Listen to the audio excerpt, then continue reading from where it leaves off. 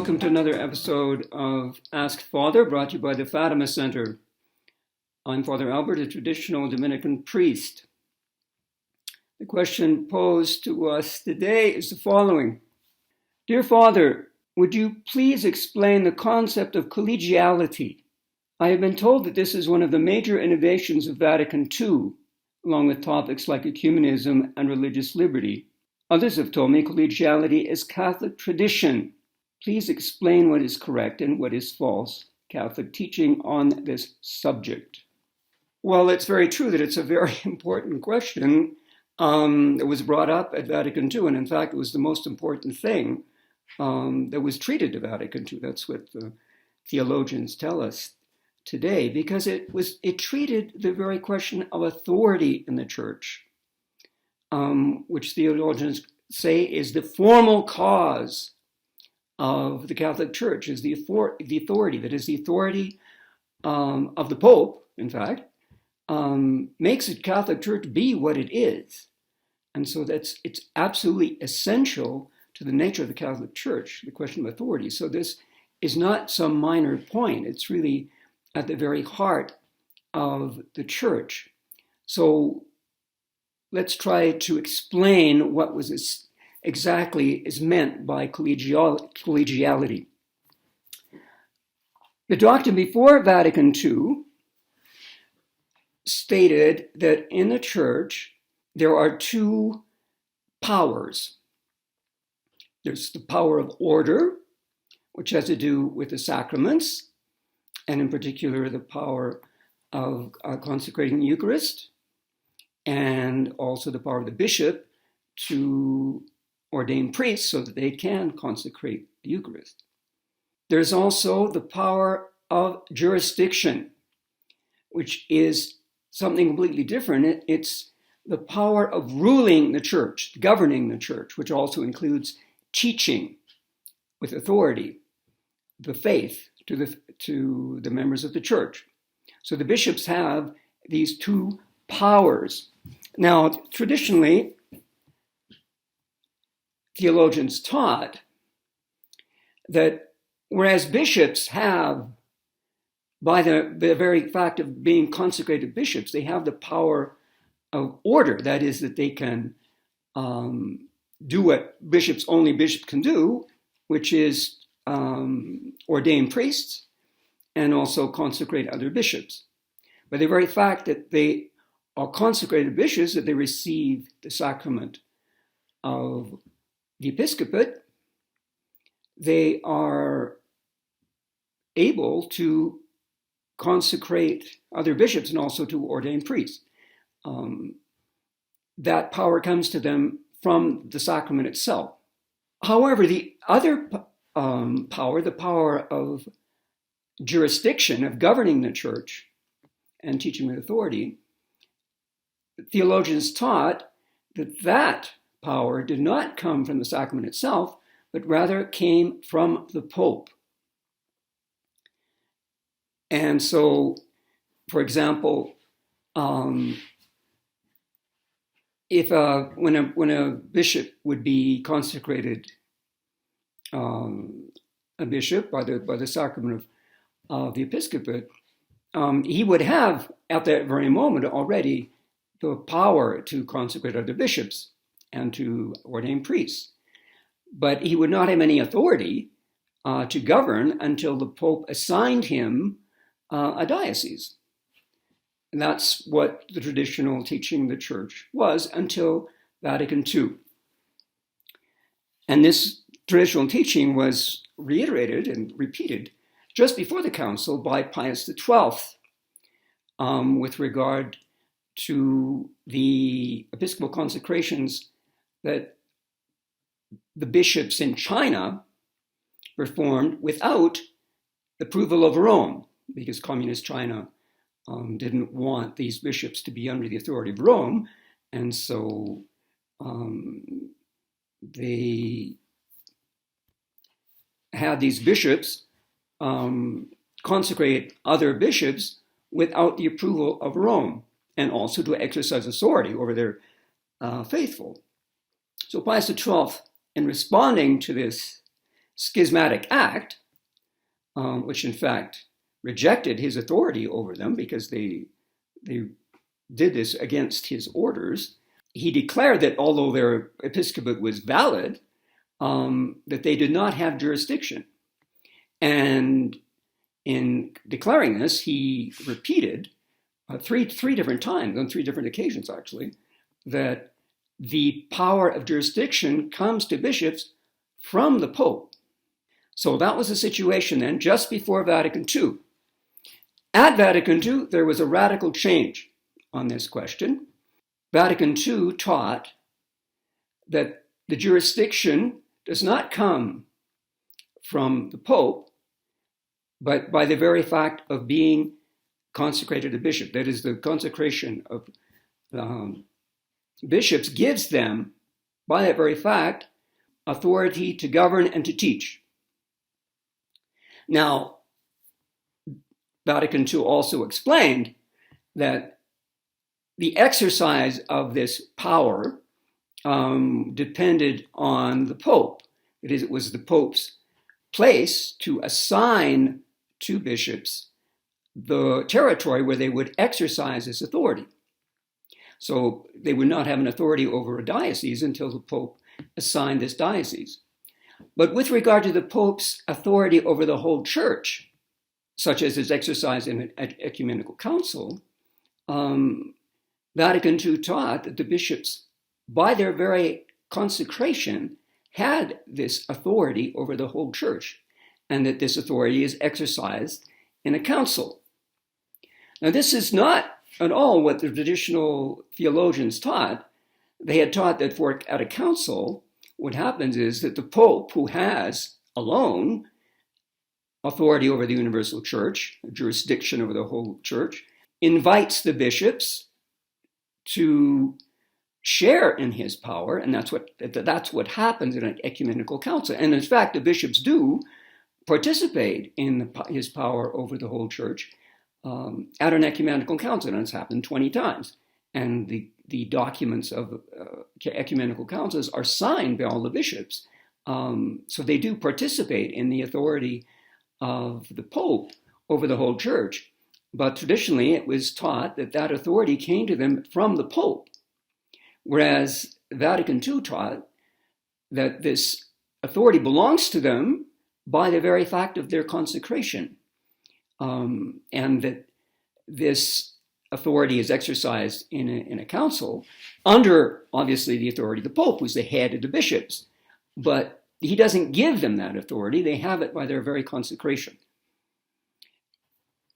Now, this was discussed at length, obviously, at the council, and there's an interesting objection that was raised by one of the most important bishops of the council, a Cardinal Michael Brown, who had been the Master General of the Dominican Order before being named Cardinal. And in a document that he wrote during the discussion about this question, he raised the objection of the fact that Pius XII had taught the opposite, that Pius XII had taught that the authority of the bishops comes from the Pope, that the jurisdiction comes from the Pope.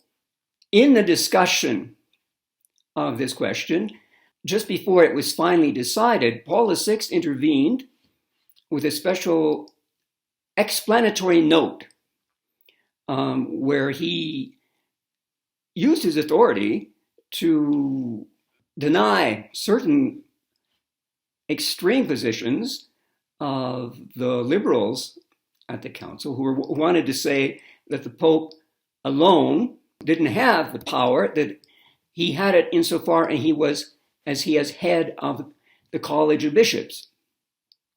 So you can see that's on the other extreme side from the traditional position, which said that the Pope alone has the power. Paul VI intervened then with this explanatory note to declare that the Pope does have the authority all by himself. It's not only insofar as he is head of the College of Bishops.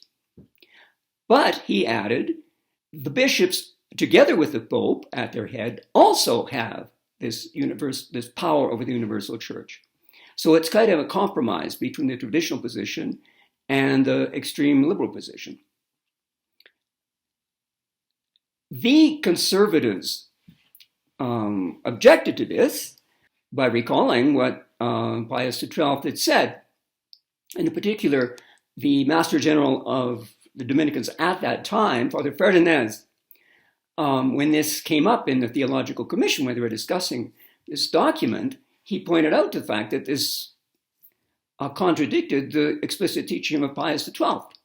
Monsignor Gerard Phillips, who was the secretary of this commission and a great advocate of the new doctrine of collegiality, simply responded to him, I quote, "I respond that the phrase is found in the document sent to us by the Pope, and that furthermore it is not an exegesis, that is an explanation, but an official restrictive interpretation." So in other words, he's saying, it's true that Pius XII said that the jurisdiction for bishops comes from the Pope. But now the Council says it's not the jurisdiction itself that comes from the Pope, it's only its exercise. And at least that's clear, but it's a blatant contradiction with what the teaching was before. As one of the theologians put it, it is impossible to conceive of a jurisdiction that cannot be exercised, because jurisdiction is precisely the right to exercise government.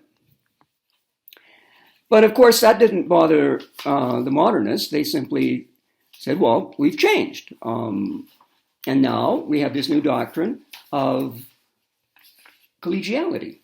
So to go back then to your original question, no, collegiality is not a traditional doctrine, but an innovation. And no doubt the most important innovation of Vatican II, because it touches the very heart of the church, its formal cause, that is the authority of its head. Now we could go into detail about explaining this, because there's a lot. It's true that in the early church, there was no distinction between the power of the bishop to ordain priests and consecrate bishops is sacramental power, the power of order, and the power of jurisdiction, because the bishop, when he was consecrated a bishop, was consecrated a bishop for a diocese. So the two always went together. But as time went on, during the Middle Ages, these two powers were separated. This is an historical fact.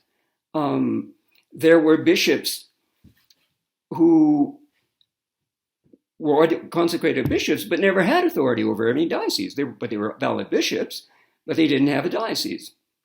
And even more importantly, it often happened that a priest would be appointed bishop of a diocese, and then only later would he receive episcopal consecration. But from the very moment that he was nominated bishop and accepted his nomination, he exercised jurisdiction over the diocese. And sometimes it had gone for months or even years before he was actually consecrated a bishop. But his acts of jurisdiction before that were valid. And this happened not also even with the Bishop of Rome. There were many priests or even deacons who were elected pope, and it was months before they were actually consecrated a bishop. But during the meantime, they exercised the authority of the Bishop of Rome and over the whole church. Now, when this was brought up as an objection in the discussions, the answer of the modernists was simply to say, well, it will be the job of the theologians to deal with these particular questions. But as one of the cardinals at the time wrote, he says, they say that it will be the job of theologians to seek to explain how these historical facts can be reconciled with the doctrine of the schema. But the problem is precisely in this. Can such facts be reconciled with such a doctrine? I mean, how can you say that the church was wrong for 1,000 years in separating the power of jurisdiction and the power of order in bishops. You just can't brush it off and say, well, that's a minor detail, we'll explain later. You would have to assume that the church had been wrong for 1,000 years on such a fundamental point of its constitution. So, to sum up, we can say that collegiality is not traditional. Also, it's not going to stop there, and it's not stopping there.